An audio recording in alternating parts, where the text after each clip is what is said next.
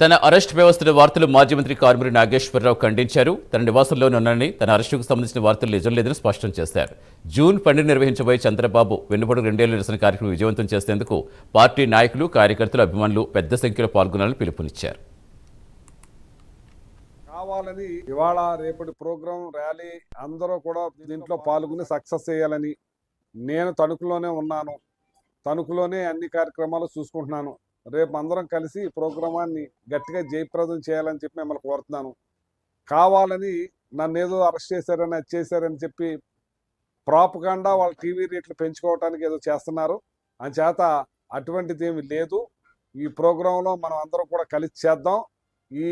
ఈ ప్రభుత్వం ఇట్లాంటి కుట్రలతోటి, కుతంత్రాలతోటి నడుస్తుంది కాబట్టి ఒక బీసీనైనా, ఒక యాదవనైనా నన్ను కావాలని ఇలాంటి అన్నీ కూడా కల్పించి దుష్ప్రచారం చేస్తూ ఉన్నారు.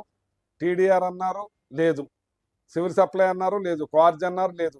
ఏదో ఒక 5 కోట్ల చిల్లర దాన్ని దాని భూతత్వంలో చూపించేదో చేయాలని చూస్తున్నారు. ఎన్ని రకాలు చేసినా, ఏం చేసినా నాకు దేవుడు ఉన్నాడు, మీరున్నారు. ఎవ్వరూ అధైర్యపడవసరం. నేను కలిసే ఉన్నాను. కావాలని కొన్ని ఛానల్స్ నేనేదో అరెస్ట్ చేశారని చెప్పి చూపిస్తా ఉన్నారు. అది నిజం కాదని చెప్పి